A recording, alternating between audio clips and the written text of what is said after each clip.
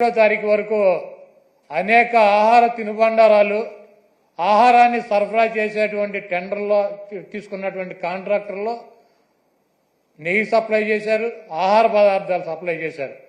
వాటిల్లో చంద్రబాబు ముఖ్యమంత్రిగా ఉండగా 17వ తారీఖున వచ్చినటువంటి ఒక ట్యాంకర్లో వాళ్ళకి కావాల్సినటువంటి మెజర్మెంట్స్లో లేదు నెయ్యి, కాబట్టి మేము దీన్ని రిజెక్ట్ చేస్తున్నాం అని చెప్పి దాన్ని వెనక పంపడం జరిగింది. ఆ నెయ్యిని వాడల గతంలో కూడా రిజెక్ట్ చేసి 18 సార్లు పంపించే ఎటువంటి నెయ్యిలు వస్తాయి. ఎప్పుడూ కూడా క్వాలిటీ లేనటువంటి నెయ్యి కానీ నూనె కానీ ఎటువంటి ఆహార పదార్థాలు తిరుమల తిరుపతి దేవస్థానంలో వాడినటువంటి పరిస్థితి లేదు. 17వ తారీఖున జూలై 17వ తారీఖున ఏం ఫస్ట్ టైం కాదు రిజెక్ట్ అవటం, కొన్ని వందల సార్లు రిజెక్ట్ అయినాయి అదే తిరుమల తిరుపతి దేవస్థానంలో. దానిని చంద్రబాబు నాయుడు రాజకీయ లబ్ధి కోసం జంతువుల కొవ్వు కలిసింది, ఆ కొవ్వుతో లడ్డూలు తయారు చేశారు, వాటిని ప్రసాదాలుగా భక్తులకు ఇచ్చారు. ఈ దేశంలో ఉన్నటువంటి వెంకటేశ్వర స్వామి భక్తులు తిరుపతి వెళ్ళినాళ్ళు లేకపోతే ఎవరైనా నాబోటాళ్ళు వెళ్ళి లడ్డు తీసుకొచ్చి 10 మందికి పంచి పెడతారు.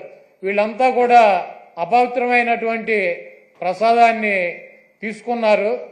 కాబట్టి జగన్మోహన్ రెడ్డిని శిక్షించాలి అని చెప్పి చంద్రబాబు నాయుడు రాజకీయ ప్రయోజనాలు ఆశించి సొంత మామనే రాజకీయాల కోసం, పదవి కోసం, పార్టీ కోసం దిగజార్చి ఆయన మీద ఏ రకమైతే నిందలేసి ఆ పార్టీని తీసుకున్నాడో రాజకీయ లబ్ధి కోసం, అదేవిధంగా జగన్మోహన్ రెడ్డి గారు ఇబ్బంది పెట్టాలి రాజకీయంగా అని చెప్పి ప్రత్యక్షంగా కలియుగ దైవమైనటువంటి వెంకటేశ్వర స్వామినే ఆయన ప్రసాదాన్నే రాజకీయాల్లోకి లాక్కొచ్చేసినటువంటి దుర్మార్గమైనటువంటి వ్యక్తి చంద్రబాబు నాయుడు.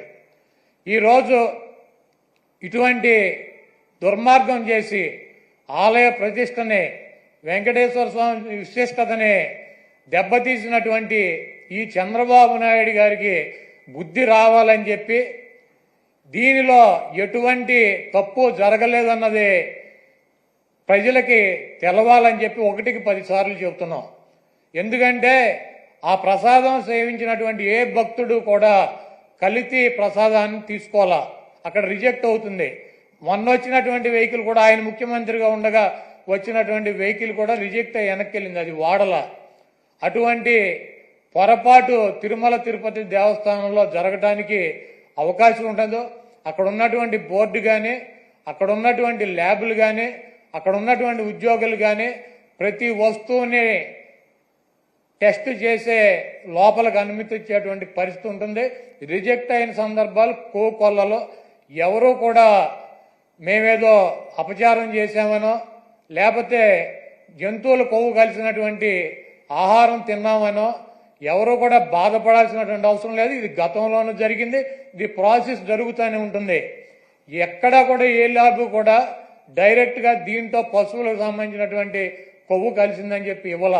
ఇలా జరిగి ఉండొచ్చు, అలా జరిగి ఉండొచ్చు, దీని మీద ఇంకా క్షుణ్ణంగా పరిశీలించాలని చెప్తే ఆ పనికిమాలిన రిపోర్ట్ ఒకటి తీసుకొచ్చి ఇది జరిగిపోయింది, తినేశారు, వండేశారు, స్వామికి పెట్టేశారు అని చెప్పి ఒక దేవుణ్ణి అడ్డం పెట్టుకుని రాజకీయాలు చేయడానికి దిగజారిపోయినటువంటి వ్యక్తుల్ని ఏమనాలి?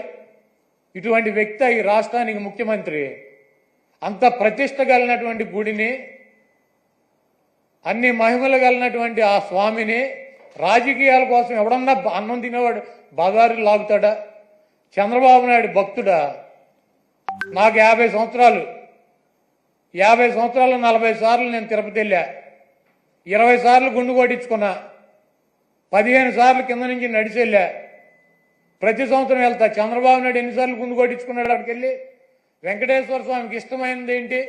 భక్తులు మహిళలు కూడా వెళ్ళి గుండు చేయించుకుంటారు, మహిళలు కూడా వెళ్ళి గుండు చేయించుకుంటారు. ఈయన ఎన్నిసార్లు చేయించుకున్నాడు? ఈయన వెంకటేశ్వర స్వామి భక్తుడా? రాజకీయాలకు వెంకటేశ్వర స్వామి వాడుకుంటాడు. జగన్మోహన్ రెడ్డి గారిని రాజకీయంగా దెబ్బదాకా కొట్టాలంటే నువ్వు డైరెక్ట్ రా, ఆయన సిద్ధంగా ఉన్నాడు. వెంకటేశ్వర స్వామిని, మతాలని, కులాలని విచ్ఛిన్నం చేసి ఇది పెద్ద కుట్రగా మేము భావిస్తున్నాము.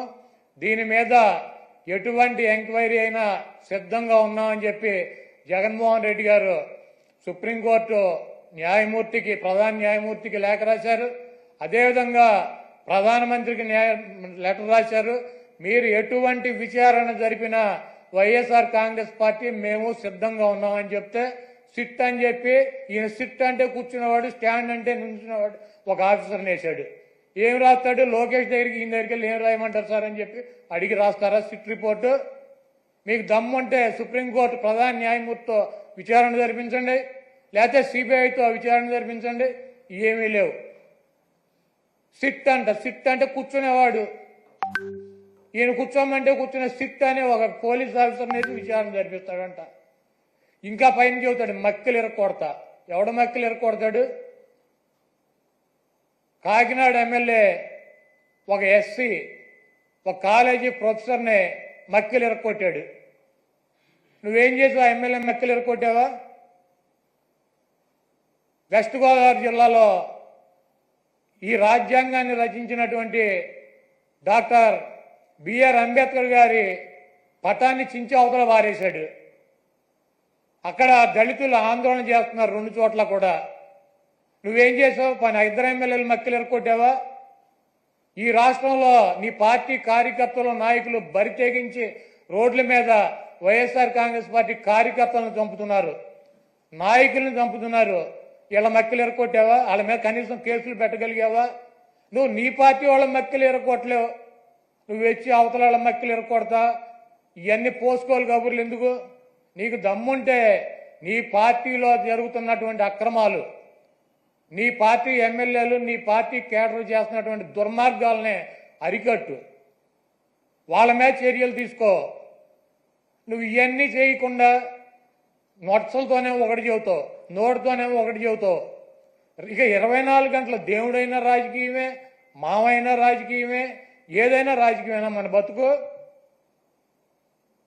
కాబట్టి చంద్రబాబు నాయుడు చేసినటువంటి ఈ దుర్మార్గానికి, వెంకటేశ్వర స్వామి మీద, ఆయన ప్రసాదం మీద జరిగినటువంటి బురదకి ఆ స్వామిని క్షమించమని చెప్పి, ఈ చేసినటువంటి చంద్రబాబు చేసినటువంటి ఈ దుర్మార్గానికి, ఈ పాపానికి ఏమన్నా శిక్ష వేస్తే ఆయనకి వేయండి, కానీ ఈ రాష్ట్ర ప్రజలకు కానీ దీంతో తెలవక ఎవరన్నా సమిధులైతే వాళ్ళని వదిలేయమని చెప్పి 28వ తారీఖున వైఎస్ఆర్ కాంగ్రెస్ పార్టీ నాయకులు, కార్యకర్తలు, అదేవిధంగా ఆ వెంకటేశ్వర స్వామి భక్తులు మీకు అందుబాటులో ఉన్నటువంటి దేవాలయాల్లో పూజలు చేసి చంద్రబాబు చేసినటువంటి ఈ పాపాలకి, చంద్రబాబు చేసినటువంటి ఈ దుర్మార్గానికి, చంద్రబాబు దిగజారిపోయినటువంటి ఈ దిగజారుడుతనానికి ప్రత్యాత్తాపంగా మేమందరం కూడా ఈ రాష్ట్రం సౌభాగ్యంగా ఉండాలని చెప్పి వెంకటేశ్వర స్వామికి కానీ